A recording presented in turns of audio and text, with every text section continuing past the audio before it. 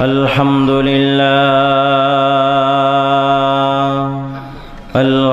لله أسعد أشقى وأمات أحيا وأضحك أبكى وأوجد أفنى وأفقر أغنى وأضر أقنى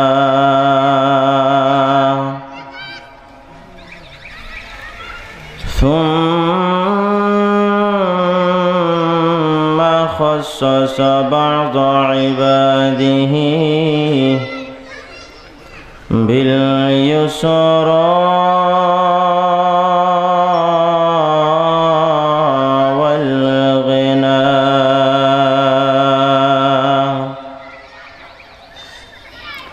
الذي هو أهل الحمد والثناء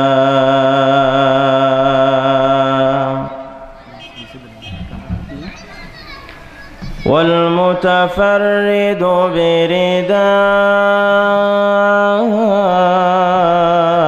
برداء الكبرياء والمتوحد بصفات المجد والعلا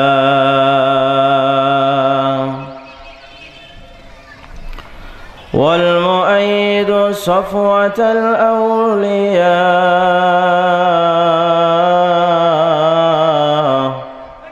بقوة الصبر على السراء والضراء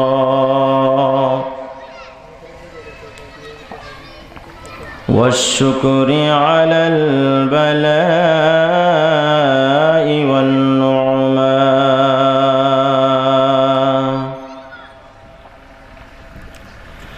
ونشهد أن السيد والمولى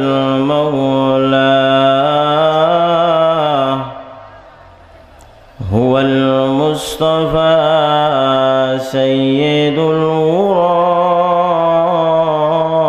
وشمس الهدى محمد الرسول الذي أرسل حين شاع الكفر في الدنيا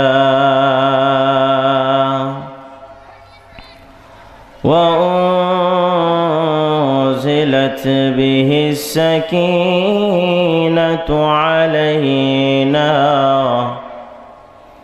عليه أنفسنا وأهلنا فدينا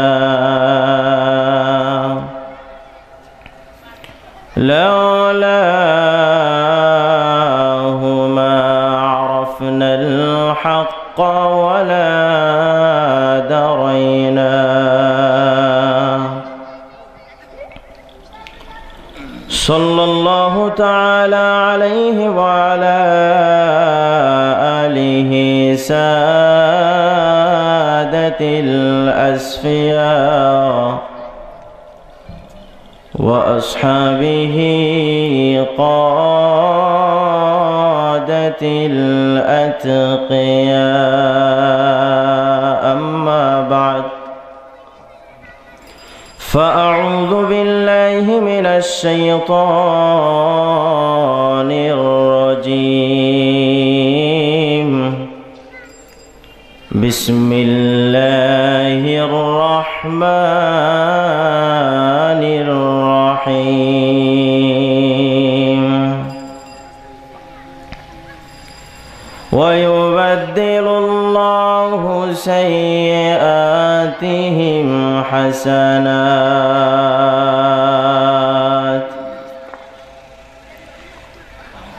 وقال صاحب القرآن حبيب الله نبي الله رسول الله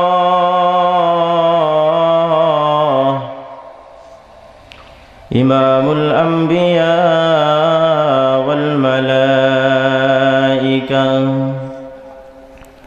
سيد المرسلين خاتم النبيين رحمة للعالمين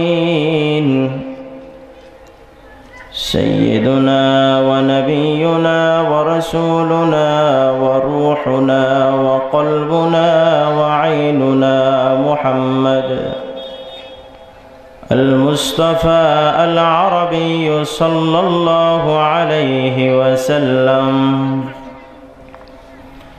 التائب من الذنب كمن لا ذنب له أو كما قال عليه الصلاة والسلام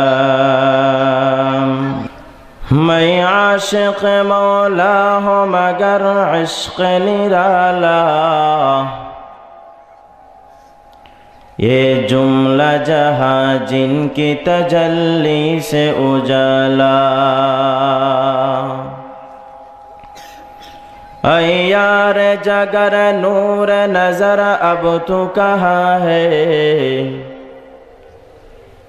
दीवाना तेरा हो गया मैं मेरे खबर ले आए दोस्तों अगर जा तलबी जा बातो बख्शम अज जा से अजीम अस्तबगुआ बत बख्शम साहिल से लगेगा कभी मेरा भी सफीना देखेंगे कभी शौक से मक्का व मदीना गर सुन्नत नबवी की करे पैरवी उम्मत तूफा से निकल जाएगा फिर उसका सफीना ए दौलत दुनिया जो मिली सारे जहां को ए दौलत दुनिया जो मिली सारे जहां को फैज़ान मदीना ए फैज़ान मदीना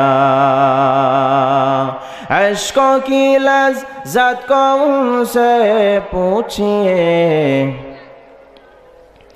इश्क़ों की लज़्ज़त को उनसे पूछिए जिसके सीने इश्क़ से ज़ख्मी हुए जिसके सीने इश्क़ से ज़ख्मी हुए ला इलाहा इल्लल्लाह ला इलाहा इल्लल्लाह ला इलाहा इल्लल्लाह ला इलाहा इल्लल्लाह ला इलाहा इल्लल्लाह ला इलाहा इल्लल्लाह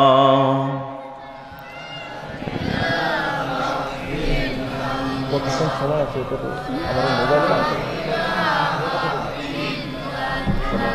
সময় কত দেব 7টা আমার মোবাইলটা কিন্তু আনতে বলো সময় দেখা লাগে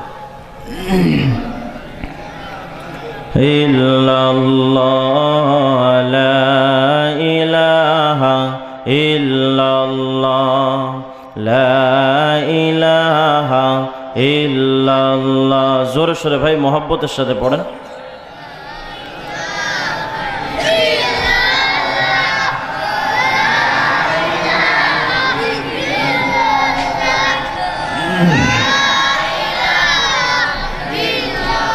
शौक़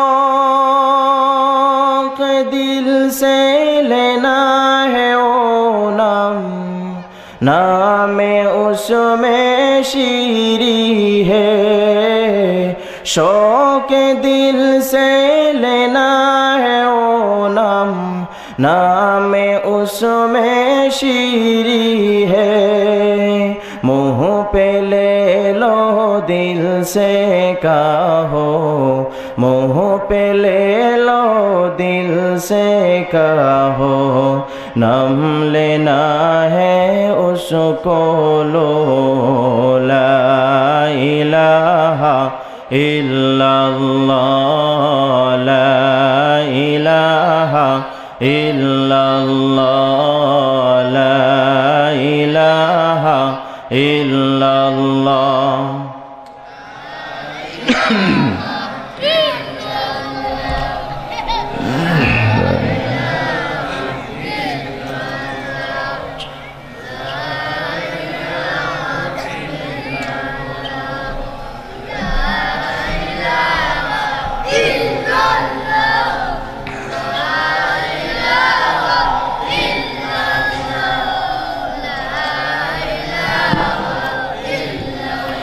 জনম জনম যদি গাহি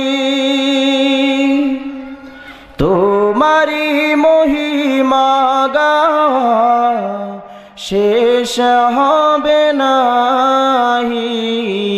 জনম জনম যদি গাহি তোমারি মহিমা গাওয়া শেষ হবে নাহি।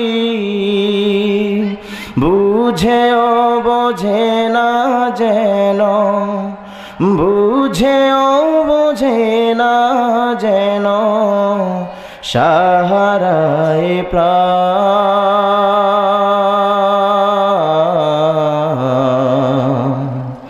তুমি রহমান, তুমি মেহেরবান,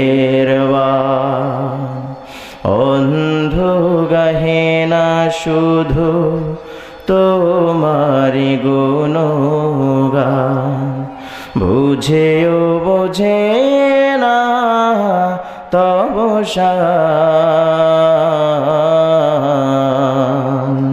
তুমি রহমান, তুমি মেহেরবান। একটু সবাই চিৎকার দিয়ে কণ্ঠ ছেড়ে বজ্রধ্বনি দিয়ে বলেন তো আল্লাহু আকবার।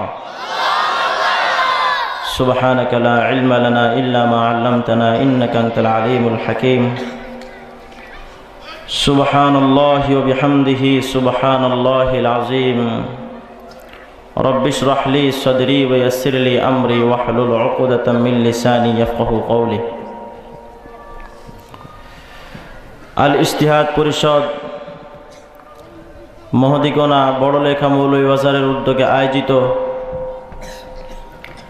আজকের এ মহতে মাহফিলের মুহতারামুল মাকাম আমার উস্তাদ সমতুল্য অত্র এলাকার স্বনামধন্য ব্যক্তিত্ব মুআজ্জাজ সভাপতি দেগার হযরত উলামায়ে কেরাম, ধর্মপ্রাণ মুসলমান ভাইরা,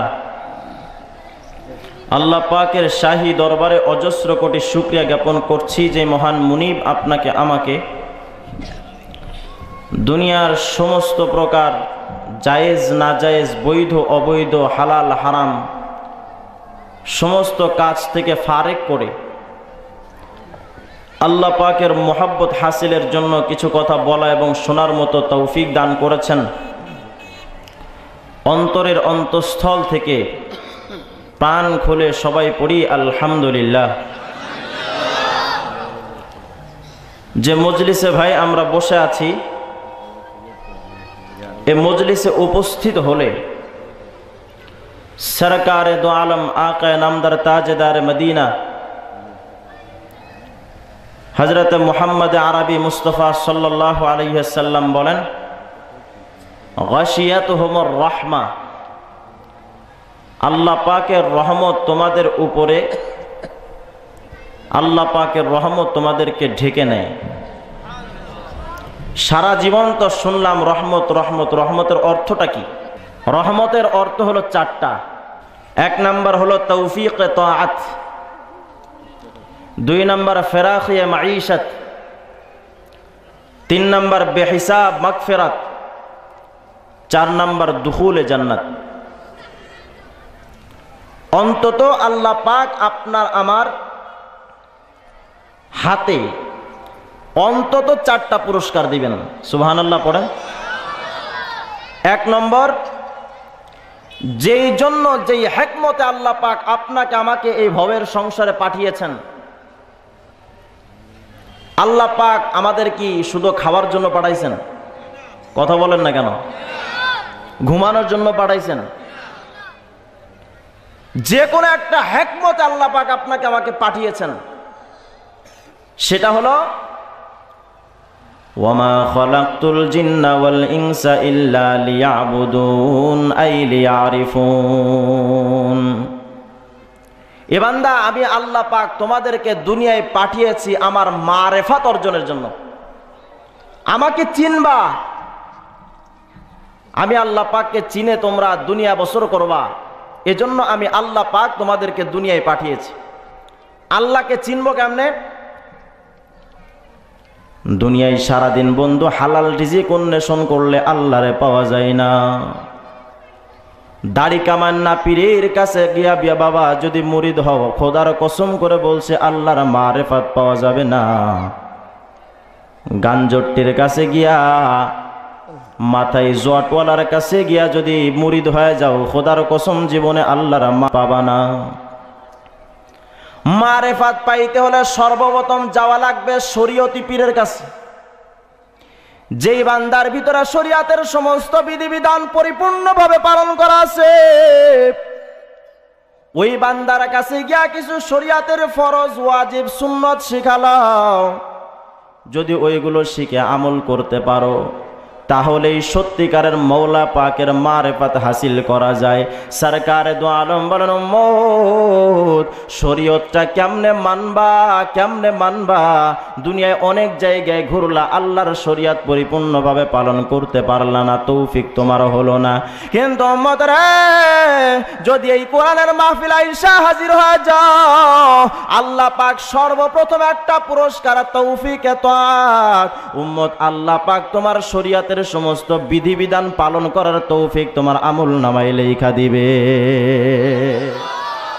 তৌফিক পাবেন। আর এটা সত্য, খোদার কসম করে বলছি। তাআত তৌফিক তাআত হামজাতু, তাআত তৌফিক তাআত হামজাতু, এ আমানত ওয়া ইজাবত হামজাতু, এ ইজাবত ওয়া আমানত হামজাতু। আল্লাহ পাকের মেহেরবানি ছাড়া, আল্লাহ পাকের দয়া ছাড়া শরীয়তের বিধিবিধান পালন করা খোদার কসম কোন মানুষের পক্ষে সম্ভব নয়। আল্লাহ পাকের হাবিব বলেন, সর্বপ্রথম তোমার উপহার পুরস্কারটা দেওয়া হবে শরীয়তের বিধিবিধান পালন করা আল্লাহ পাক তোমার জন্য সহজ করে দিবেন। 2 নাম্বার পুরস্কার, কত রিস্কাওয়ালা রিস্কা চালায় দেখো একমাত্র পেটের ধান্দায়। কত দোকানদার দোকানদারি করে একমাত্র ধান্দা পেটের ধান্দা। ও বান্দা শোনো, কত মানুষ কত কাজের মধ্যে লিপ্ত হয়ে আছে, একমাত্র ধান্দা তারা পেটের ধান্দা। অনেক সময় দেখবেন বাবা, ইলেকশনের আগে কিছু মানুষ মানুষের দ্বারে দ্বারে গিয়ে ঘোরে, আর মানুষের কাছে গিয়া বলে, বাবা আমারে যদি নির্বাচিত করো তোমাদের এলাকার উন্নয়নের কাজ করব। কিন্তু বাবা দেখবা নির্বাচিত হওয়ার পরে জনগণের আর খবর নাই, একমাত্রই ধান্দা ছিল তার পেটের ধান্দা। ও বাবা, কত মানুষ কত কাজের মধ্যে লিপ্ত হয়ে যায়, একমাত্র ধান্দা হলো তাদের পেটের ধান্দা। কিন্তু তোমার আমার সরকারে দু আলম নবী মুহাম্মদ আরবি আলাইহিস সালাম বলেন, হে উম্মত, তোমাদের ইচ্ছা তো তোমাদের রিজিকের মধ্যে প্রশস্ততা আসবে, বরকত হবে। কোন জায়গায় গিয়া তো তোমরা রিজিকের প্রশস্ততার সার্টিফিকেট পাইলা না, রিজিক বৃদ্ধি হবে এটার সার্টিফিকেট পাইলা না। যদি কোরআন এবং সুন্নাহর মাহফিল আইসা হাজির হয়ে যাও, আমি নবী তোমাদের সাক্ষী দিলাম, 2 নাম্বার পুরস্কার আল্লাহ পাক তোমাদের রিজিকের মধ্যে বরকত দান করবে। 3 নাম্বার পুরস্কার, কত মানুষ আল্লাহর ডাকে, আল্লাহ গুনাহ করছি, আল্লাহ গুনাহ করতে করতে পাহাড় সম পরিমাণ করে ফেলাইছি আল্লাহ। ও বাবা, কত মানুষ দেখো রাস্তাঘাটে কান্দে, ওলামায়ে কেরামের কাছে গিয়ে কান্দে, হুজুর আমার জন্য একটু দোয়া কইরেন যেন আল্লাহ আমারে মাফ কইরা দেয় হুজুর। এত গুনাহ করছি যে গুনার কোনো শেষ নাই, সীমাহীন গুনাহ আমি কইরা ফেলাইছি। কত মানুষ দেখবা বাবা গভীর রজনীতে তাহাজ্জুদের সময় মসজিদে গিয়ে আল্লাহর কাছে কান্দে, ও মাওলা মাফ করে দাও, আল্লাহ গুনাহ করছি, আল্লাহ গুনাহটা মেহেরবানি করে তুমি মাফ করে দাও। আল্লাহ পাকের হাবিব বলেন, ও উম্মত শোনো, কোন জায়গায় গিয়া যদি তোমার গুনাহ মাফ হওয়ার সার্টিফিকেট যদি তুমি না পাও, আমি নবী তোমার জন্য সাক্ষী দিলাম, কোরআন সুন্নাহর মাহফিলে এসে হাজির হয়ে যাও, আল্লাহ পাক 3 নাম্বার পুরস্কার সীমাহীন গুনাহ তোমার আমলনামা থেকে মুইসা দিবেন। বলেন সুবহানাল্লাহ। 4 নাম্বার পুরস্কার সরকারে দু আলম বলেন, উম্মত শোনো,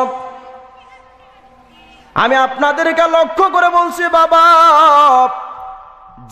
যে দলের মানুষ হন না কেন, আওয়ামী লীগ বলেন, বিএনপি বলেন, জাতীয় পার্টি বলেন, এমনকি খাজা বাবা, দেওয়ানবাগী সুরেশ্বরী, চন্দ্রপুরী কুতুব বাবা, আর এক বাগি আছে জাঙ্গা বাবা, ল্যাংটা বাবার কাছে গিয়া যদি জিজ্ঞাসা করো সবার কাছে, বাবা রে তোমার কাছে জানতে চায় আল্লাহর জান্নাত পাওয়ার ইচ্ছা তোমার দিলের মধ্যে আছে কিনা।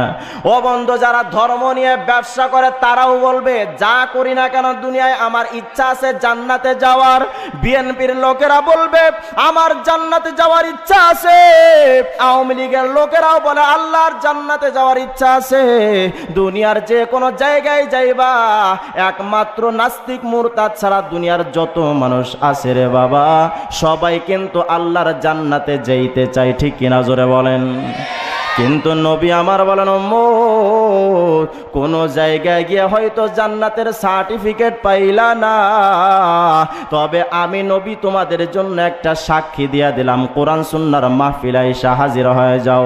এই জায়গায় যদি আসতে পারো, তোমার নিয়তকে খালেস করে যদি বসতে পারো, আমি নবী সাক্ষী দিলাম 4 নাম্বার পুরস্কার আল্লাহ পাক তোমাদের জান্নাতের সার্টিফিকেট দিয়া দিবেন। সুবহানাল্লাহ জোরে বলেন। কোরআনে কারীম থেকে ভাই একটা আয়াত তেলাওয়াত করেছি, যদি আল্লাহ পাক চান সামান্য কিছু কথা বলবো, তবে তওবার আগে আমাদের ভূমিকা স্বরূপ আল্লাহ পাকের অনুদান আমাদের প্রতি কি, আল্লাহর কাছে কেন ক্ষমা চাইব, আল্লাহ পাক কি করছেন আমাদের জন্য, সামান্য একটু মাধ্যমে সেটা জানা দরকার। দুনিয়ায় আপনার বাবা আপনাকে একটা আদেশ করলো যে বাবা আজকে বড়লেখা বাজারে যাও, সন্তান গেল না। দ্বিতীয়বার আবার বাবা আদেশ করলো যে বাবা বড়লেখা বাজারে গিয়ে জিনিসটা আনো, তুমি গেল না। 3বার আবার বাবা আদেশ করার পরে সন্তান যদি না যায়, বাবা ধমক দিয়ে বলে, আরে কি হয়েছে তোমার, কথা শুনো না কেন। ধমক দিয়ে বাবা ওই সন্তানকে ধমকায়। অনেক সময় অসময় দেখা যায় যে অনেক বাবা তার সন্তানকে ত্যায্যপুত্র করে দেয়। আল্লাহ রাব্বুল আলামিন ডাক দিয়ে বলে, এ বান্দা শোনো, তোমার বাবা তোমার প্রতি কতটুকু অনুদান। বান্দারে মনে রাখবা, তোমার মায়ের পেটে যখন তুমি ছিলা, তোমার বাবা তো কোনোদিন তোমার খবর নিল না, রিজওয়ান রফিকি কেমন আছো মায়ের পেটে। আমার মা জননী আমার খবর নিল না, রিজওয়ান রফিকি কেমন আছো, আমার মা জননী তো কোনোদিন খবর নিল না। আমার মায়ের পেটে আমি খেয়েছিলাম না না খেয়েছিলাম, সুস্থ ছিলাম কি অসুস্থ ছিলাম, কোনোদিন আমার মা জননী খবর নিল না।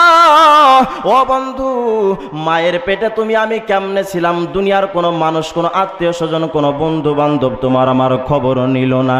কিন্তু মাওলা পাক, আল্লাহ পাক আপনার আমার জন্য এত দরদে মাওলা, এত আপন তোমার আমার মাওলা। মায়ের পেটে যখন তুমি আমি ছিলাম, মায়ের পেটে তো বন্ধু ধানের ক্ষেত নাই, সেখানে তো ভাতের ব্যবস্থা ছিল না, সেখানে তো পানির ব্যবস্থা ছিল না, কোনো কিছুর বন্দোবস্ত সেই মায়ের পেটে ছিল না। কিন্তু তোমার আমার মাওলা, তোমার আমার বাপ মা যখন তোমার আমার দেখে নাই, তোমার আমার মাওলা পাক তোমার আমার মায়ের পেটে দেখাশোনা করেছেন। তোমার আমার ক্ষুধার্ত লাগলে খানা জুগাইছেন কে? আরো জোরে বলেন কে? আরো জোরে বলেন কে? যখন তুমি আমি ক্ষুধার্ত ছিলাম তোমার আমার মাওলা খানার ব্যবস্থা করছে, যখন তুমি আমি পিপাসার্ত ছিলাম তৃষ্ণা মিটাইছেন আল্লাহ। ও বন্ধু, মায়ের পেটে তুমি কি খাইবা, সেখানে তো কোনো শক্ত খাবার, কোনো তরল খাবারের কোনো ব্যবস্থা নাই, সেখানে তো কোনো সুন্দর ফাস্টফুডের ব্যবস্থা ছিল না। আল্লাহ পাক মায়ের রক্তকে আল্লাহ পাক তোমার আমারে খাওয়াইছেন কেমনে রে বাবা? তোমার আমার মুখ দিয়ে আল্লাহ পাক খাওয়ান নাই, কারণ বান্দা এই জবান দিয়া কোরআন পড়বা, এই জবান দিয়া তুমি আমি আল্লাহর জিকিরে টানবা, এই জবান দিয়া তুমি বান্দা ভালো ভালো কথা কইবা। এই জন্য আমি তোর আল্লাহ মায়ের পেটে নাপাক রক্ত খাওয়াইছি, তোর মুখটাকে পবিত্র রাখছি, মুখ দিয়ে খাওয়াই নাই। মায়ের নারীর সাথে তোমার নারীর একটা সম্পর্ক করে দিয়া ওইখান থেকে ব্লাডটা তোমার পেটের মধ্যে পাস করে দিয়েছি। সুবহানাল্লাহ, জোরে বলেন। ও বন্ধু, আল্লাহ পাক জবানটারে পবিত্র রাখছেন, কিন্তু তুমি আমি দুনিয়ায় আসার পরে এই জবান যেটা আল্লাহ পবিত্র রাখছিলেন ওই জবান দিয়া ফেন্সিডিল খাইলাম, ওই জবান দিয়া গাঞ্জা টানলাম, হুক্কাই টান দিলাম, ওই জবান দিয়া মুখ দিয়া তুমি আমি সিগারেটে টান দিয়া নাপাক করলাম। ওই জবানে বান্দা মিথ্যা কথা কইয়া, সুদ ঘুষের কথা কইয়া, নাস্তিকতা কইরা ওই জবানটাকে নাপাক কইরা ফালাইছিলাম। বন্ধু, আল্লাহ পাক তোমাকে আমাকে দুনিয়ায় পাঠাইছেন, লম্বা কথা বুঝার জন্য যতটুকু দরকার। আল্লাহ পাক তোমাকে আমাকে দুনিয়াতে আনছেন, দুনিয়াতে আনার পরে মাওলা পাক আল্লাহ পাক কেমন ব্যবস্থা করেছেন বান্দা। প্রত্যেকটা মানুষের জন্য দুই রকম খানা দরকার, একটা হলো শক্ত খানা আর একটা হলো তরল খানা। ভাত খাইলেন পানি খাইলেন না, তৃপ্তি মিটবে? কতক্ষণ না কে? আর শুধু পানি খাইলেন ভাত খাইলেন না, ক্ষুধা মিটবে? আল্লাহ পাক রব্বুল আলামিন এমন ব্যবস্থা করছে বান্দা, দেখো যখন মায়ের পেট থেকে আসলা, বড় মানুষের জন্য দুই রকম খানা দরকার, শক্ত খানা আর একটা হলো তরল খানা। বান্দা, আমি আল্লাহ পাক তোমার কিন্তু মায়ের পেট থেকে আনার পরে দুই রকম খানার পরিবর্তে আমি আল্লাহ পাক একটা খানা পাঠাইলাম। সেই খানাটা হলো দুধ নামক খানা আমি আল্লাহ পাক বানাইছি। ওই দুধটা দ্বারা তোমার শক্ত খানার তৃপ্তিও মিটবে, আবার পানির তৃপ্তিটাও বান্দা ওই দুধের দ্বারা মিটবে। বলেন সুবহানাল্লাহ। আবার বান্দারে, তোমার মায়ের দুধ যদি একসাথে বেশি চলে যায় তুমি ছোট্ট খাইতে পারবা না। তোমার মায়ের ওই দুধ যদি বেশি তোমার পেটের মধ্যে চলে যায়, ও বান্দা একসাথে বেশি গেলে তুমি তো খাইতে পারবা না। আমি আল্লাহ সামান্য সামান্য করে মায়ের স্তন থেকে দুধ যাবে সেই ব্যবস্থা করে মায়ের স্তনে অসংখ্য ছিদ্র বানায়া দিলাম। ও বান্দা, এখানেই তো শেষ নয়, তোমার বাপ মা তোমার লালন পালন করছে। বান্দারে, তোমার বাপ মা কি ব্যবস্থা করেছেন? হয়তো ক্ষুধা লাগলে খানা, অসুস্থ হইলে ডাক্তারের কাছে নিয়ে যাওয়া, যদি জামা কাপড় না থাকে জামা কাপড় কিনে দিয়া দেওয়া। এই তিনটা জিনিস ছাড়া সাধারণত তোমার বাপ মা কিছুই তো তোমার জন্য করে নাই। তারপরও তোমার বাবার একটা আদেশ অমান্য করলে বাবা কয়, কি হয়েছে তোমার? কথা শুনো না কেন? এক সময় তোর বাপ তোর তেজ্য কইরা দেয়, কিন্তু বান্দা আমার নিয়ামতের দিকে একটু তাকাও, আমি আল্লাহ কত নিয়ামত দান করছি। ফাবি আইয়ে আলাই রাব্বিকুমা তুকাযযিবান, আমার কোন নিয়ামত কি অস্বীকার করতে পারবা না। ও বান্দা, আমি আল্লাহ পাক তোমার দুনিয়ায় পাঠায় কত কোটি কোটি টাকার সম্পদ দান করছি। বান্দা, একটা কিডনি নষ্ট হয়ে গেলে বাংলাদেশে অপারেশন করতে গেলে 22 লক্ষ টাকা লাগবে। বিদেশে যদি অপারেশন করতে যান 96 লাখ টাকার দরকার। আল্লাহ পাক তোমার আমার একেবারে ফ্রি কিডনি দান করলেন, তোমার আমার শরীরে অসংখ্য রক্ত দান করলেন, সীমাহীন রক্ত আল্লাহ পাক দিলেন, অসংখ্য সীমাহীন আল্লাহ পাক শিরা উপশিরা দান করলেন। বান্দা, তোমার হাতের মধ্যে কত শিরা জানো? যদি একটা শিরা আমি আল্লাহ শুকা দেই, প্যারালাইসিসের রোগী হওয়া ছাড়া কোনো উপায় নাই। ও বান্দা, যে হাতটা দিয়া দুনিয়া ইনকাম করার জন্য নামাজ ছেড়েছি, ওই হাতটার ক্ষমতা কে দিছেন? জোরে বলেন, আরো জোরে বলেন কে? তোমার আমার মাওলা দিছে বাবা। আল্লাহ পাক বলেন বান্দা তোমার বাপ মা সামান্য একটু তোমার অবদান থাকার কারণে, তোমার উপরে তোমার বাপ মার সামান্য একটু অবদান থাকার পরও তোমার বাপ মা অতিষ্ঠ হয়ে গিয়ে তোমার একেবারে বিদায় করে দেয়, ত্যায্য করে দেয়। কিন্তু আমি তোর মাওলা এত নাজ নিয়ামত দেওয়ার পরে বান্দা কত নাফরমানি করতেছো, আমি আল্লাহ পাক কোনোদিন তো তোরে বহিষ্কার করে দিই নাই, কোনোদিন তোরে তো গজব দিয়া দুনিয়া থেকে শেষ করে দেই নাই। বান্দা রে আমি আল্লাহ পাক অসংখ্য নিয়ামত আমার অস্বীকার কইরা বান্দা আমার বিরুদ্ধে অবস্থান নিছো, আমি আল্লাহ পাক কিন্তু বান্দা তোরে ধ্বংস করে দিই নাই। 5 ওয়াক্ত নামাজ ছেড়ে দিছো, আমি আল্লাহ তোরে কিন্তু ধ্বংস করে দিই নাই বান্দা রে, বরং আমি আল্লাহ তোর জন্য একটা অপেক্ষা করি। প্রত্যেকটা দিন আমি আল্লাহ প্রথম আসমানে আইসা বান্দা তোর জন্য অপেক্ষায় থাকি। আয় আলামিম মুস্তাগফিরিন ফাগফির আলা, ও বান্দা আসো কি কোন বান্দা, আসো কি কোন বান্দা আমার সাথে নাফরমানি করছো, আমি আল্লাহর আইসা একটা ডাক দাও আল্লাহ, আমি আল্লাহর আইসা একটা ডাক দাও আল্লাহ। বান্দা যদি আমি আল্লাহর কাছে ক্ষমা চাইতে গিয়ে একবার আল্লাহ শব্দ ডাক দিতে পারো, আমি আল্লাহ তোর জিন্দগির তামাম গুনাহগুলো মাফ করে দেব। قد أفلح المؤمنون,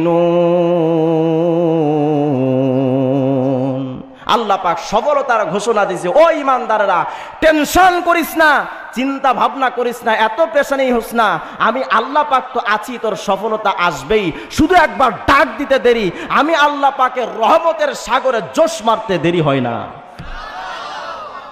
হাদিস শরীফের মধ্যে আসছে, মেশকাত শরীফের মধ্যে কিছুটা কম আসলো, মুসনাদ আহমদের মধ্যে বিস্তারিত আসছে, যার মাফহুমি অর্থ হলো এটা, শেষ যেই ব্যক্তিকে আল্লাহর জাহান্নাম থেকে বের করা হবে ওই বান্দা আল্লাহরে কইব, আল্লাহ আর কত জ্বালাইবা, এই জাহান্নামে আর কত জ্বালাইবা আল্লাহ, আমার ভিতরে তো কালেমা লা ইলাহা ইল্লাল্লাহর ঈমানটা আছে, আল্লাহ দেখো তো আমার আল্লাহ মাফ করা যায় কিনা, আল্লাহ দেখো তো আমার এই জাহান্নাম থেকে একটু মুক্তি দেওয়া যায় কিনা। ওই জাহান্নাম থেকে মুক্তি দেওয়ার পরে আর কিচ্ছু চাবি না তো? কয় না আল্লাহ সত্য করে কইলাম, যদি একটু জাহান্নাম থেকে আমার বের করে দাও, শপথ করে বলতেছি আল্লাহর জীবনে কোনোদিন তোমার কাছে কিচ্ছু চাবো না। কয় মনে থাকবে তো? আল্লাহ 100% গ্যারান্টি। মনে থাকবে না মানে কও কি তুমি? কয় ঠিক আছে বাহির হ। সুবহানাল্লাহ বলেন। জাহান্নাম থেকে ওই বান্দারে বের করে তার চেহারাটা শুধু আল্লাহ পাক জাহান্নামের দিকে ঘুরায় রাখবেন, জাহান্নাম থেকে বের করে তার চেহারাটা শুধু জাহান্নামের দিকে ঘুরায় রাখবেন। কিন্তু জাহান্নামের আগুন তো এতই মারাত্মক, এতই তেজ, এতই গরম, ইয়াশবিল ওয়ুজুহ, মানুষের চেহারাটা ঝলসে দেয়। আল্লাহ রে কয় আল্লাহ মনে মনে তো ভাবছিলাম মৌলা কিচ্ছু তোমার কাছে চামু না, কিন্তু আল্লাহ এই জাহান্নামের আগুন তো আমার চেহারাটা ঝলসে দিতেছে। ওগো মাওলা রে তোমার কাছে একটু করুণা চাই, একবার ভিক্ষা চাই, আল্লাহ তোমার জাহান্নামের দিক থেকে আমার চেহারাটা একটু ঘুরায় দাও, আল্লাহ শুধু আমার চেহারাটা অন্যদিকে একটু ঘুরায় দাও, আর কিছু তোমার কাছে চামু না। একটু আগে না ওয়াদা করলি আল্লাহ এটাই শেষ, আর চামু না তোমার কাছে। ওই ঠিক আছে তোকে আল্লাহ সত্যি করে বললাম, ওই ঠিক আছে চেহারাটা ঘোরা। সুবহানাল্লাহ পড়েন। চেহারাটা ঘুরানোর পরে ডান দিকে যখন চেহারা ঘুরাইছে, এত সুন্দর এক গাছ, এত সুন্দর বৃক্ষ জীবনে কোনোদিন চোখে দেখে নাই। সুবহানাল্লাহ পড়েন। আল্লাহ রে কয় আল্লাহ আবার কি হয়েছে? আল্লাহ যদি কিছু মনে না করো আর একটা জিনিস কইতাম। কই কি? আল্লাহ এত সুন্দর গাছ বানাইছো, যদি আমারে শুধু ওই গাছের নিচে একটু পৌঁছায় দাও, সত্য করে কইলাম আল্লাহ আর কিছু তোমার কাছে যাবো না। আগেও তো 2 বার ওয়াদা করলি। এটা হলো ভাই আল্লাহ পাকের সাথে ইশকের খেলা, মহব্বতের খেলা। আরে ভালোবাসা দিয়া বিশ্ব জয় করা যায়। ইবলিসের ভিতরে এলেম কম ছিল না, আমল কম ছিল না, অনেক বড় আলেম ছিল, অনেক বড় আবেদ ছিল, ইবাদত করতে করতে মারেফাতের দরজা হাসিল করে আরেফ বিল্লাহ হয়েছিল। কিন্তু ইবলিসের মধ্যে একটা জিনিস ছিল না, ইশক আর মহব্বত ছিল না।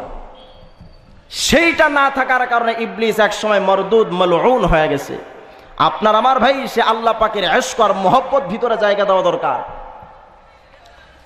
তো ওই বান্দা আল্লাহরে কইতেছেন, আল্লাহ যদি আর একটু সুযোগ দাও, শুধু ওই গাছের নিচে একটু যাবো। আল্লাহ সত্য করে কইলাম আর তোমার কাছে কিচ্ছু যাবো না। আগেও তো 2বার ওয়াদা খেলাফি করলি, আল্লাহ তুমি এইবার একটু দিয়া দেখো। ওই ঠিক আছে যা, সুবহানাল্লাহ পড়েন। ওই গাছের নিচে যাওয়ার পরে আরেকটু দূর তাকায় দেখে এই গাছটার কি সুন্দর, এর চাইতে লক্ষ লক্ষ কোটি কোটি গুণের সুন্দর আরেকটা গাছ আল্লাহর আরেকটু সামনে। সুবহানাল্লাহ পড়েন। আল্লাহরে কয়, আল্লাহ আবার কি? আল্লাহ যদি কিছু মনে না করো একটা জিনিস কমু। আবার কি? আল্লাহ যদি কিছু মনে না করো শুধু ওই গাছটার নিচে একটু যাইতে দিবা, আর কিছু তোমার কাছে চামু না। আগে তো চামু না 3বার কয়ে তো হ্যাট্রিক করলি। আল্লাহ তুমি সত্যি করে বললাম এইবার একটু দিয়া দেখো, তুমি আমার এত অবিশ্বাস করো কে? কয় ঠিক আছে তো, আল্লাহ একবার দিয়া দেখো। কয় ঠিক আছে যা, সুবহানাল্লাহ পড়েন। ওইখান থেকে আরেকটু দূর সামনে তাকায় দেখে জান্নাতের দরওয়াজা। আল্লাহু আকবার জোরে বলেন। এবার আল্লাহরে কয়, আল্লাহ পাক কয়, বান্দা ওয়াকানাল ইনসানু কাফুরা, মানুষ বড়ই অকৃতজ্ঞ। একটা জিনিস পাওয়ার পরে আরেকটা জিনিস চাই। একতলা বিল্ডিং হইছে 2 তলার স্বপ্ন, 2 তলা হইছে 3 তলার স্বপ্ন, একটা গাড়ি হইছে আরেকটা গাড়ির স্বপ্ন। আমার বান্দাদের অবস্থাটা এমন, একটা জিনিস পাওয়ার পরে সীমাবদ্ধ থাকে না, আরেকটা জিনিসের স্বপ্ন দেখে। আল্লাহ পাকের হাবিব বলেন, স্বপ্ন একদিন তোমার শেষ হবে যেই দিন তোমার মুখের উপরে মাটি পড়বে। আগের জামানায় তেল বিক্রি করতো না, মাথায় কইরা করতো নি? তো এক বেচারা মাথায় তেল বিক্রি করতে করতে ভাবতেছে আর কতকাল তেল বিক্রি করবো। তো কি করা যায়?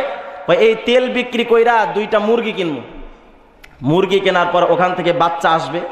বাচ্চা আসতে আসতে যখন মুরগির একটা খামার হবে, সব মুরগিগুলো একসাথে বিক্রি করে দিয়ে কয়েকটা ছাগল কিনবো। ছাগল কেনার পর ওইখান থেকে বাচ্চা আসবে। আস্তে আস্তে যখন অসংখ্য ছাগলের এক পাল হবে, সমস্ত ছাগলগুলো বিক্রি করে দিয়ে 2টা গাভী কিনবো। আর 2টা গাভী কেনার পরে ওখান থেকে তো বাছুর আসবে। আস্তে আস্তে আস্তে আস্তে অনেকগুলো বাছুর যখন আমার হবে, সব বাছুরগুলো একসাথে বিক্রি করে দিয়ে একটা মুদিখানার পাইকারি দোকান দিব। পাইকারি দোকান দেওয়ার পরে ওখান থেকে মাল সেল হবে। প্রত্যেক দিন হাজার হাজার টাকা কাঁচা টাকা ইনকাম। বাপরে বাপ, বিশাল ব্যাপার। যখন অনেক টাকা একত্রিত হবে, ব্যাংকে অ্যাকাউন্ট পুরা ফুল, ওই সময় ঢাকা গুলশানে গিয়ে 5 কাঠা জমি কিনবো। চিন্তা করেন, ছিল তেলের ব্যবসায়ী, আসলো কোথায়? ঢাকা গুলশানে, তাও 5 কাঠা জমি। শুধু 5 কাঠা জমি না, 10 তলা একটা বিল্ডিংও উঠামো। 10 তলা বিল্ডিং উঠা পুরা টাইলস টুইস করে ইচ্ছা মতো সৌন্দর্য করে, বাহিরে একটা চেয়ার ফালায়া চেয়ারের উপরে বসবো। পান তো থাকবেই মুখে, চুন তো দিমু, মুখে তো চুন লাগাবো। এরপরে চেয়ারে বৈশা সিগারেট একটা মুখে দিয়ে হুক্কার কি বলে একটা সুখ টান দিয়া হাওয়াগুলো ধোঁয়াগুলো আমার বিল্ডিং এর দিকে এইভাবে মারমু। যেই এরকম করছে মাথা, উপরে তো ছিল তেল, সব পড়ে নিচে শেষ। আল্লাহ পাকের সরকার দু আলম বলেন, উম্মত শুনে রাখো, মানুষের হায়াত হলো এই যে হত্যা। নবী আলাইহিস সালাম একটা চতুর্ভুজ একটা দাগ টানলেন। নবী আমার বলেন, উম্মত শোনো, এই যে হলো মানুষের হায়াত, আর এই হায়াতের চাইতে স্বপ্নটা আরেকটু দূরে সামনে গিয়ে আগায়া যায়। হায়াত যদি স্বল্প, কিন্তু আমার উম্মতের মধ্যে স্বপ্নটা আরো অনেক বেশি। মানুষ কেমন জানেন? এক বান্দা আল্লাহরে কয়, আল্লাহ যদি আমার 10 লক্ষ টাকা দাও, আল্লাহ তোমার রাস্তায় 5 লক্ষ দান করে দেব। আচ্ছা, 10 দিন যায় 15 দিন যায়, আল্লাহ তোর দেয়টাই না।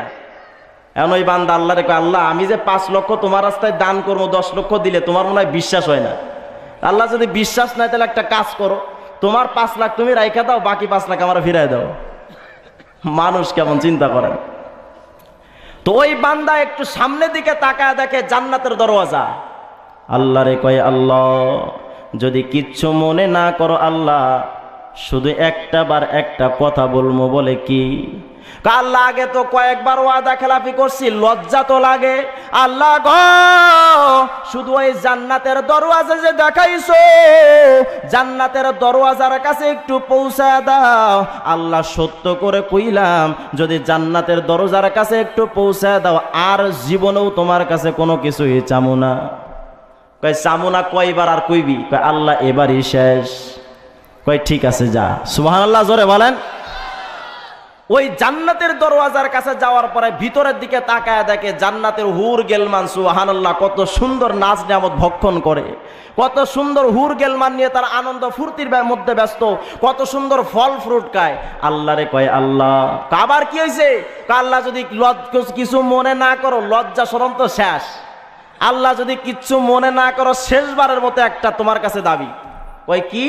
কয় আল্লাহ গো, শুধু একটু জান্নাতের মধ্যে ঢুকার সুযোগ করে দাও, মাত্র কয়েক মিনিট থাইকা আবার বের হয়ে আসমু। আল্লাহরে কি বুঝায়? ভূগোল বুঝায় আল্লাহরে না। আল্লাহ একটু যাওয়ার সুযোগ দাও, মাত্র কয়েক সময় থেকে আবার চলে আসমু। আগে তো কয়েকবারে ওয়াদা খেলাফি করতে করতে তো আর ওয়াদা তোর শেষ হইল না। আল্লাহ এইবারই শেষ, তুমি মনে করো না আর জীবনও তোমার কাছে কিচ্ছু যাবো। ঠিক আছে তো? আল্লাহ সত্য করে কইলাম, সামান্য কিছু সময় থেকে বের হয়ে আসবো। কয় ঠিক আছে যা। সুবহানাল্লাহ জোরে বলেন। मैं आशिक मौला हो मगर इश्क निराला, मैं आशिक मौला हो मगर इश्क निराला, ए जुमला जहां जिनकी तजल्ली से उजाला, आई यार जगर नूर नजर अब तो कहाँ है, देवाना तेरा हो गया मैं मेरे खबर ले। আল্লাহ পাক ওই বান্দার জান্নাতের যাওয়ার সুযোগ করে দিলেন। জান্নাতে ঢুকলো বান্দা, জান্নাতে ঢোকার পরে আর তো বাইরে না, বাইরে আসে না।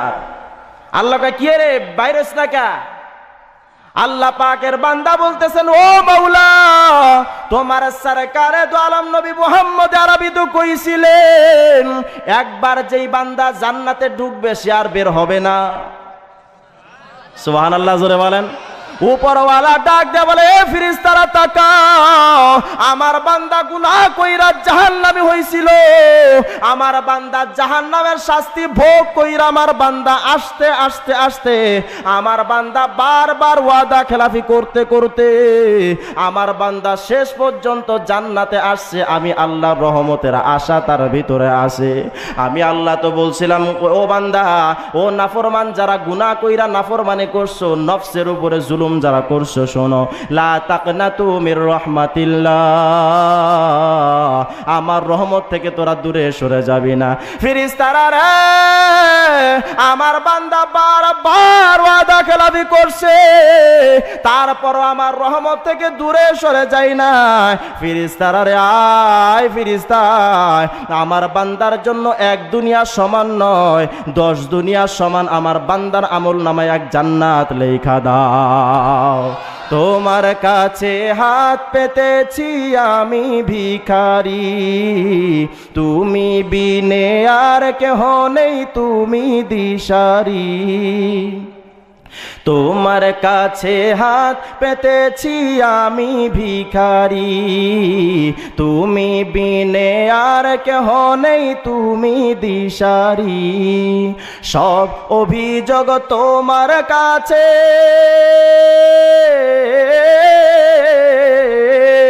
সব অভিযোগ তোমার কাছে, রহমানুর রাহিম, তুমি রব্বুল আলামিন। অসহায়কে বান্দা আমি, অধম দিনহীন, আধার রাতে চলতে পথে আমি সঙ্গীহীন। অসহায়কে বান্দা আমি, অধম দিনহীন, আধার রাতে চলতে পথে আমি সঙ্গীহীন।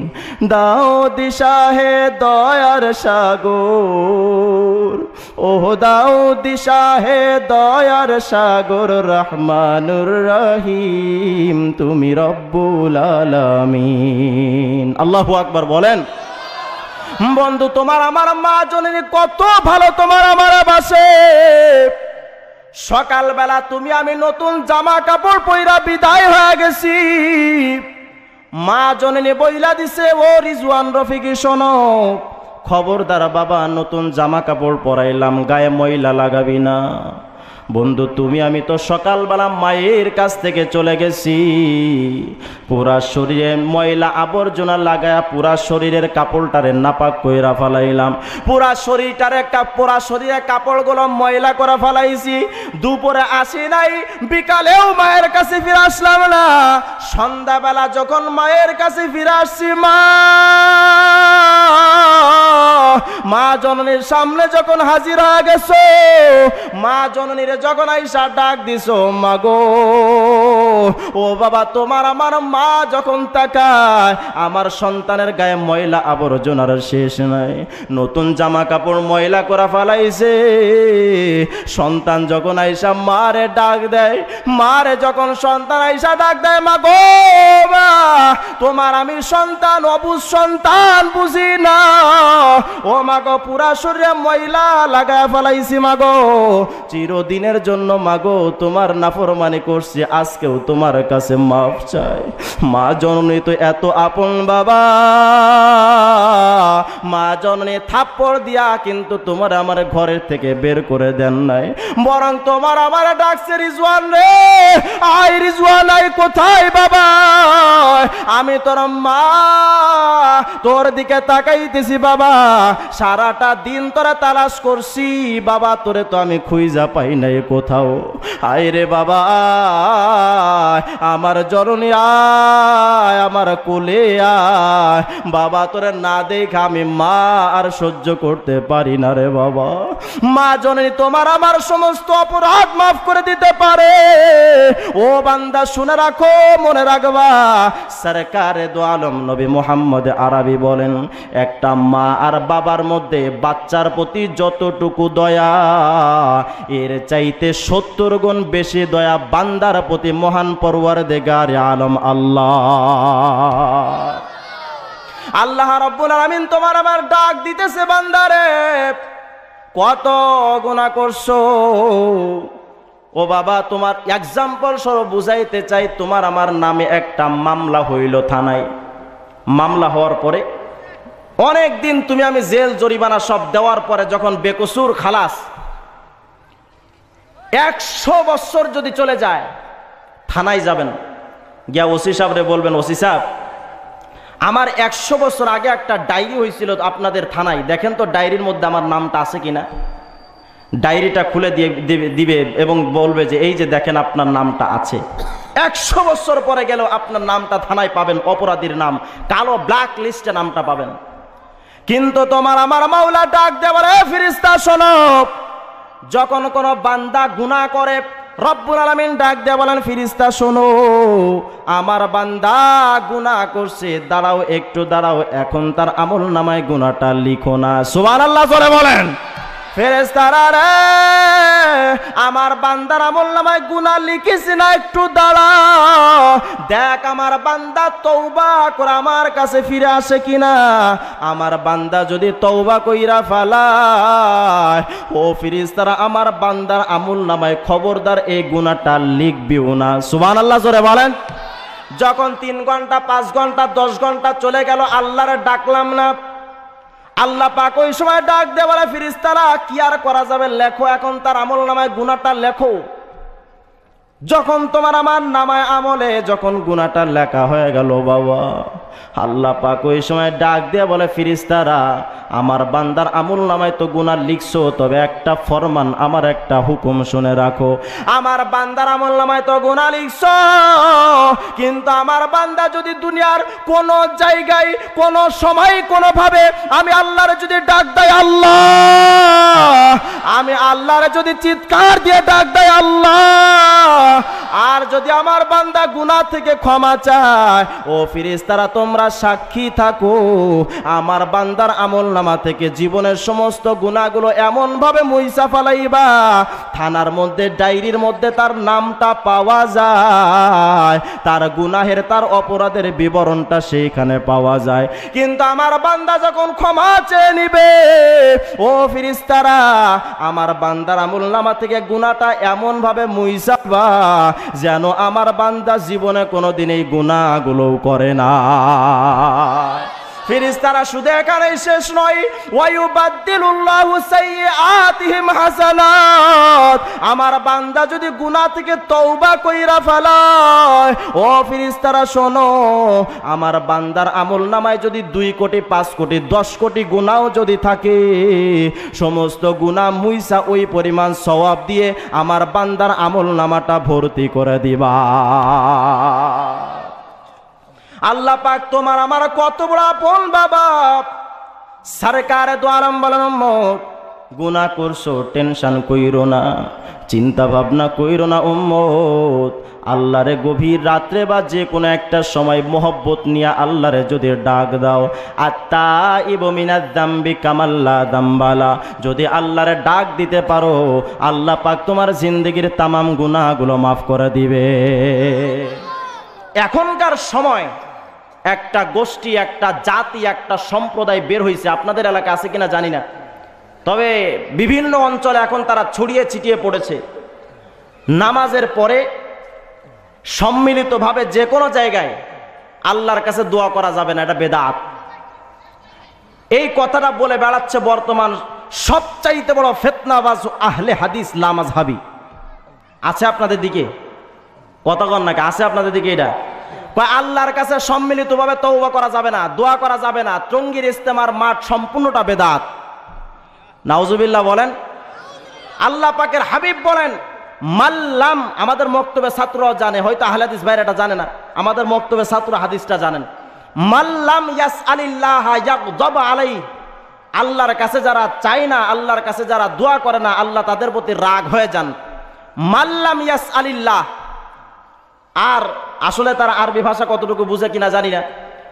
মান এটা এমন একটা শব্দ যেটাকে আম বলা হয়। উসুলুস শাসি একটা কিতাব আছে, কওমি মাদ্রাসায় পড়ানো হয়। মান মা এটাকে আম শব্দ বলা হয়, ব্যাপক, সবার ক্ষেত্রে, একজনের ক্ষেত্রে নির্দিষ্ট করা হয় নাই।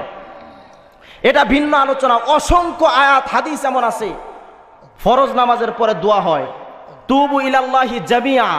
আল্লাহ পাক অসংখ্য জায়গায়, আল্লাহ পাকের হাবিব অসংখ্য জায়গায় এমন বলছেন। এমনকি আলী রাদিয়াল্লাহু তাআলা থেকে একটা হাদিস আসছে ফজরের নামাজের পরে সম্মিলিত দোয়ার ব্যাপারে। তারা এই সমস্ত আজকে প্রোপাগান্ডা চালাইতেছে কেন? মানুষ যদি 5 ওয়াক্ত নামাজের পরে দোয়া না করে, আমাদের কি আর দোয়া করার সময় হয় বলেন তো? এ ভাই বলেন তো, নামাজের সময় ছাড়া আর মুসলমানের দোয়া করার সময় কি আর পায় এখন? এইটা থেকে যদি মুসলমানের বঞ্চিত করা যায়, এর থেকে মুসলমানকে যদি দূরে সরানো যায়, সমস্ত মুসলমানের উপরে আল্লাহ রাগান্বিত হবেন।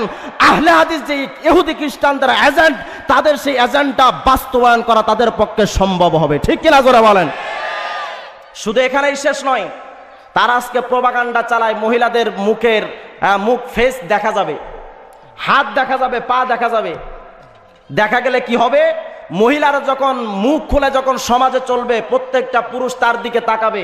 তারা হয়তো ওই আয়াতটা জানে না যে ওয়াকুল্লিল মুমিনিনা ইয়াগুদ্দু মিন আবসারিহিম, মুসলমান সমস্ত ইমানদারদেরকে নবী আপনি বলে দেন তারা যেন তাদের চোখটাকে নিচে রাখে, মহিলাদের বেপরদা মহিলাদের দিকে না তাকায়, কোনো মহিলা গায়র মাহরামের দিকে না তাকায়। আল্লাহ পাক ফরমান দিছেন খবরদার না তাকায়। তারা চেহারা খুলে চেহারার দিকে তাকানোটাকে জায়েজ করে দিয়ে মুসলমানের মধ্যে এই কুফরি মতবাদটাকে মুসলমানদের মধ্যে প্রচার করে মুসলমানদের ইমান আকীদা তাহজিব তামাদ্দুন হেফাজত যেটা করা উচিত ছিল তার পরিবর্তে ধ্বংস করার মহাপাই তারা চালিয়ে যাচ্ছে। সতর্ক থাকা দরকার, আমাদের সতর্ক থাকা দরকার। আরেকটা জিনিস তারা প্রমাণ করতে চায়, 3 তালাক যদি একসাথে কেউ দেয় তালাক হবে না। নাউজুবিল্লাহ, আসতে কইলেন কে? কয় 3 তালাক দিলে তালাক হবে না। কোরআনের আয়াত এগুলো স্পষ্ট, মক্তবের ছাত্ররাও জানে, এগুলো বলার এখন আর সুযোগ রাখে না। কোন সে শায়েখ? আমার মনে হয় ওই মতিউর রহমান মাদানী, আব্দুর রাজ্জাক বিন ইউসুফ তো কোরআন শরীফটাই পড়তে পারে না। ঠিক কিনা জোরে বলেন? এক জায়গায় পড়তে গেলে 14 জায়গায় যার ভুল হয়, সেই মানুষটার আহলে হাদিস যারা তোমরা তার অনুসরণ করো, খোদার কসম করে বলতেছি এই কাঠ মোল্লাদের অনুসরণ করবা, জাহান্নাম ছাড়া ঠিকানা হবে না। ঠিক কিনা জোরে বলেন? তাদেরকে কাঠমোল্লা কেন বলি? ইলিয়াস দয়াপুরী নামে একজন বক্তা ছিলেন বাংলাদেশে, হয়তো হযরত জানেন, অনেক বড় বুজুর্গ ছিলেন। তো উনি একবার কুমিল্লা থেকে পাকিস্তানি পিরিয়ডে কুমিল্লা থেকে ঢাকা যখন যাচ্ছেন, তো এক বেচারা গাড়ির মধ্যে উঠছে হুজুরের পাশে, আর পাশের আর 2টা সিটে আর 2টা লোক বসা। কথায় কথায় 2টা লোক, ও পাশের 2টা লোক যে বসে আছে একজন সিগারেট টানে। তো সিগারেট টানার সময় পাশে যে বেচারা বসেছিল, হয়তো আমার মতো রোগী, সিগারেটের গন্ধ সহ্য করতে পারি না, মাথা ঘুরে, তো ও বেচারা বৈশা বৈশা শুধু এমন করে। আর সিগারেট যে টানতেছে ওকে, বেটা হু হু করো কে? আপনি সিগারেট টানেন কে? আমার সিগারেট আমি টানি, তা তোমার সমস্যা কি? আমার হু হু আমি করতেছি, তা তোমার সমস্যাটা কি? লাগলো নি ঝগড়া, পুরা গাড়ির মধ্যে দুইজনের ঝগড়ার আর অভাব নাই। পাশে ছিলেন ইলিয়াস দয়াপুরি শাহ হুজুর রহমতুল্লাহ আলাইহি, আল্লাহ পাক হুজুরকে জান্নাতবাসী করেন। উনি বলতেছেন হুজুরদের যে এত দোষ, এখন আমি কোনো কথা কইলেও তো সমস্যা। হুজুর বলেন আমি এমনভাবে বসে আছি যে আমার কাছে যেন এই বিপদটা না আসে, কারণ 10 জন ঝগড়া লাগলে হুজুরের কাছে যায়, হুজুর আপনি কোন তো এটা বিচার করেন তো। হুজুর বলেন আমি নিচের দিকে চোখ দিয়ে চুপচাপ বসে আছি, ওদিক ফিরেও তাকায় না, আল্লাহর কাছে কইতেছি আল্লাহ এই গজব আমার ওখানে আইনো না। কিছুক্ষণ পরে যে বেচারা হু হু করতেছিল ও আয়েশা হুজুরকে কয়, হুজুর এই তো যে বিপদের ভয় করছিলাম এটাই তো আইলো। ও হুজুর, হুজুর কয় আমি কোনো সাড়া শব্দ দিই না, দেই কি হয়, ও ডাকতে ডাকতে জাগা। কিছুক্ষণ পরে যখন আর ডাকে সাড়া না দেয়, হুজুরের গায়ে হাত দিয়ে কয়, ও হুজুর ভাই কি হয়েছে? আমি ডাকে আপনি শোনেন না? আপনি হুজুর কইলেন কার? কাপ কি আপনি হুজুর না? আমি হুজুর আপনাদের কে কইছি? এখন হুজুরের পাশে একটা বেচারা ছিল কাঠমোল্লা, দাড়ি আছে কিন্তু প্যান্ট শার্ট টাই এগুলো পরা। এখন হুজুর কয় আমি যদি হুজুর হই তো ও মৌলানা। ওই বেচারা এখন আপনি আমার মৌলানা কইলেন কে? এর আমার হুজুর কইল কে? ওদিকে তো সিগারেটের ঝগড়া, এদিকে দুই হুজুরের ঝগড়া, গাড়ির অবস্থাটা তো 12টা বাজছে। না পাইরা এক সময় ড্রাইভার কয়, এ হুজুর কি হয়েছে ওখানে? আপনি হুজুর কইলেন। আচ্ছা বলেন তো ইলিয়াস দয়াপুরি শাহ হুজুর যাকে মৌলানা কইছিল সে কি মৌলানা? কথা কন না কে? মনে রাখবেন বাংলার জমিনে কিছু মাদানি এখন তৈরি হয়েছে, কিছু শায়েখ তৈরি হয়েছে। আব্দুর রাজ্জাক বিন ইউসুফের মতো কিছু মূর্খ বাংলার জমিনে তৈরি হয়েছে। কোরআন শরীফ যারা পড়তে পারে না তাদেরকে শায়েখ বানানো হইতেছে, কোরআন শরীফ যারা পড়তে পারে না তাদের নামে মুফতি দেওয়া হইতেছে। খুদার কসম এই কাঠমোল্লাদের অনুসরণ করবা, দল্লু ফাদাল্লু, তারা তো গোমরাই, তোমাদেরকেও গোমরা করে সোজা জাহান্নাম ছাড়ার কোনো ঠিকানা হবে না। সতর্ক থাকবেন, বিস্তারিত আলোচনা ওদিকে যাওয়ার সময় হবে না। তবে যে বিষয়ে আলোচনা করতেছিলাম, সামান্য একটু কথা আল্লাহর দয়া বোঝানোর জন্য সামান্য একটু কথা বলে শেষ করে দিব। হযরতে কিফিল রহমতুল্লাহ আলাইহি এত বড় নাফরমান, প্রত্যেকটা রাত্রে তিনি মদ পান করতেন, মদখোর ছিলেন। এমন কোন রাত ছিল না যেই রাত্রের মধ্যে কিফিল মহিলা এনে নষ্ট না করত। একদিন এক মহিলাকে আনছেন, কিফিল ঘরের মধ্যে ঢুকাইছেন, 10,000 দিরহাম দিয়ে নিয়ে আসছেন এক রাত্রের জন্য। ঘরের সিটকিলি লাগায়া যখন মহিলার কাছে হাজির হয়ে গেছে, বাবা রে কত গুনাহ করতেছি, কত গুনাহ, আল্লাহর কাছে আসো বাবা। কিফিল যখন মহিলার কাছে গিয়া বলতেছে, ও মহিলা প্রস্তুতি নাও, এখন তোমার আমার মধ্যে সেই কাজটা শুরু হবে। মহিলা রে এত টাকা দিয়া তোমারে ভাড়া করে আনছি, ও মহিলা এখন সময় হয়ে গেছে, তাড়াতাড়ি করে তুমি প্রস্তুতি নিয়ে নাও। কিন্তু বন্ধু ওই মহিলা তো পতিতা মহিলা না, বেশ্যা মহিলা না। মহিলা কিফিলে ডাক দেওয়ালে, কিফিল রে তোমার কাছে মাফ চাই, ক্ষমা চাই। ও কিফিল জীবনে কোনোদিন কোন মহিলার কাছে, কোন মানুষের কাছে আমি যাই নাই, আমার দেহটা বিক্রি করে সতীত্ব নষ্ট করি নাই। আমি অবশ্য একটা সম্ভ্রান্ত পরিবারের মেয়ে কিফিল রে, কিন্তু আজকে ক্ষুধার তাড়নায় কিফিল তোমার কাছে বিক্রি হইতে আমি বাধ্য হয়ে গেছি। কিফিল রে তোমার কাছে ক্ষমা চাই, আল্লাহর একটু ভয় করো কিফিল, আল্লাহর ভয় একটু দিলের মধ্যে ঢুকাও, আল্লাহর কাছে একটু তওবা করার ব্যবস্থা করে নাও। মুসলমান বন্ধু কিফিলের মধ্যে ওই সময় ভিতরে ধাক্কা লাগছে, ধাক্কা। ও বাবা আল্লাহরে এত মহব্বত এখন করতে পারলাম না। কিফিল যখন ওই মহিলার কথাটা শুনছেন, কিফিলের দিলের মধ্যে ধাক্কা লাগছে। কিফিল ডাক দেয়া বলে, মহিলা যাও যাও যাও, 10,000 দিরহাম দিয়া দিলাম, নিয়ে চলে যাও। আল্লাহর কাছে আমি আল্লাহরে ভয় পাইতেছি, না জানি কখন আল্লাহ আমার ধ্বংস কইরা দেয়। ও মহিলা যাও, দাও, 10,000 দিরহাম দেয়া দিলাম, তুমি বিদায় হয়ে যাও, তোমার সাথে এই কাজটা আর করব না। মুসলমান ভাইরা আমার, কিতাবের মধ্যে আসছে ওই মহিলাটা ওই রাত্রিতেই চলে গেছে কিফিলের দরওয়াজা সাইরা, কিন্তু গভীর রজনীতে কিতাবের মধ্যে আসছে কিফিল ওই রাত্রিতেই ইন্তেকাল করছে। বাবা, কখন জানি তোমার আমার ডাক চলে আসে, কখন জানি আজরাইল আইসা তোমার আমার ধাক্কা দিয়া ফের করে দেয়, কখন জানি এই দুনিয়ার আলো বাতাস তোমার আমার জন্য বন্ধ হয়ে যাবে রে বাবা। আজকে বাবা মার কাছে গিয়ে নিজের দুঃখ কইতে পারো, কবরের মধ্যে গিয়ে নিজের কষ্ট দুঃখগুলো কার কাছে কইবা? আজকে তোমার আমার দুঃখ কষ্টগুলো শেয়ার করতে পারো মানুষের কাছে, কিন্তু বান্দারে কতদিন কখন যখন কবরের ভিতরে তোমার রাখা হবে, ওই সময় তোমার দুঃখগুলো কার কাছে কইবা?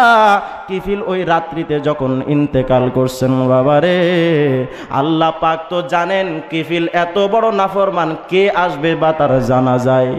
সবাই তো জানে কিফিল একটা মদ করে জেনা করে, তার জানা যায় কে বা আসবে? কিন্তু বাবা, তোমার আমার মাওলা এত বড় দয়াবান, এত বড় দয়াবান, উপরওয়ালা দেখতেছেন কিফিল দুনিয়া থেকে চলে গেছে, তার জানাজায় আসার মতো কোনো মানুষ নাই। ওই সময় আল্লাহ পাক নিজের মেহেরবানি দিয়া কিফিলের দরওয়াজার উপরে একটা শব্দ লেখা দিয়েছেন, একটা জুমলা। কিফিলের দরওয়াজার উপরে আল্লাহ লিখে দিছে, ও দুনিয়ার মানুষ দেখো দেখো, এই কিফিল আমার প্রতি এত এত দয়ার আহ্বান করেছে আমার কাছে রাত্রি দিয়ে এমন ভাবে তওবা করছে, আমি আল্লাহ খুশি হয়ে গেছি। কদ গফারাল্লাহু লিকিফিল, আমি আল্লাহ কিফিলের জিন্দেগির তামাম গুনাহগুলো আমি আল্লাহ মাফ করে দিলাম। ওই আল্লাহর একটু ডাকা যাবে? যাবে? কথা কন না, আল্লাহর একটু ডাকা যাবে? একটু সবাই চিৎকার দিয়ে বলেন তো আল্লাহ। মোহব্বতের সাথে ডাক দেন আল্লাহ, আল্লাহ, আল্লাহ। আরো মোহব্বতের সাথে ডাক দেন আল্লাহ, আল্লাহ, আল্লাহ। আল্লাহ পাক আমাদের সকলকে যেন কথাগুলোর প্রতি আমল করার তৌফিক দান করেন।